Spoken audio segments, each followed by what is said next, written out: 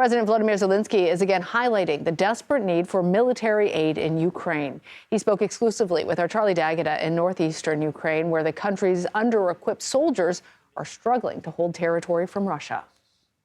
While lawmakers struggle over the decision to continue supporting Ukraine, do you think Russians are taking advantage? Росія це використовує 100%. Russia is using that 100%, not 50-50, 100%. We have almost no artillery remaining.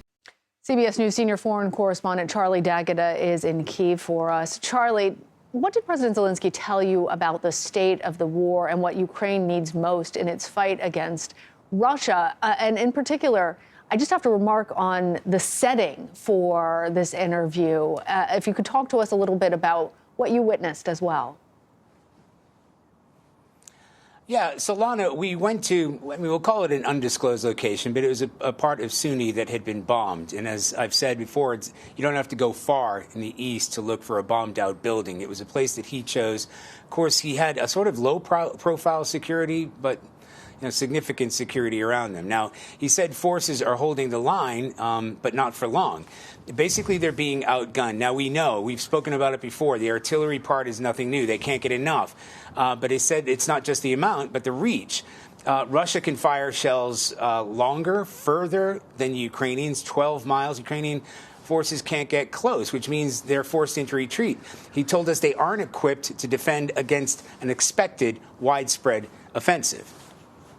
So you're expecting a counteroffensive in May, June from the Russians? I think so. What sort of weapons do you need to stop that counteroffensive? Number one is anti-air defense and artillery shells. That's what we need. So the air defense systems, in a perfect world, that would be the Patriot system to guard the skies over Ukraine, in his words, not just the cities, but Ukrainian troops. Overnight, there were more than a dozen drones launched into Ukraine. We had air raid sirens just a few moments ago. He said an effective defense system would not only safeguard civilians, but also protect infrastructure and factories, which would help Ukraine get back on its feet and help itself economically. And I'm wondering if you had an opportunity to getting any insight from him about how the Israel-Hamas war maybe is affecting attention and resources when it comes to Russia's invasion of Ukraine and that war. Yeah, Lana, we asked him that. Firstly, he said, we have sympathy for those who are suffering there. He says wars are terrible for anyone having to endure them. But as the president of a country at war, it worries him that just not the U.S., but global attention has been taken away from the war unfolding here. First and foremost, we understand that there is a humanitarian disaster there. But of course, it took attention away from Ukraine. It's a fact. And when you lose the attention from your region to other regions, then it is obviously good for Russia. Russia knows that the world's help and support is not focused on Ukraine now. And he is also aware American lawmakers are now deciding where to allocate funding and weaponry. But he says they're two different things, totally different wars with totally different needs and impacts on the U.S. and foreign policy. You know, Charlie, that gets me thinking about how the world has even changed and how long this war has gone on for him. How confident is he that he can still win this?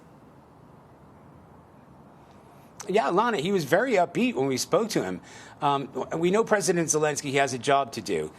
In this case, making the case that Ukraine can win the war with U.S. support. But he made very clear to us repeatedly that should Ukraine lose, President Putin will not stop there. He will be on NATO's doorstep, in his words. He's determined to rebuild the Soviet empire, he says, and that Poland, even Germany, will be under threat. And again, we have to underline here, Ukrainian forces have managed to hold off the worst of the Russian offensive throughout the winter, but they'll struggle if Russia launches a major offensive in the late spring or early summer. Lana? All right, Charlie, thank you.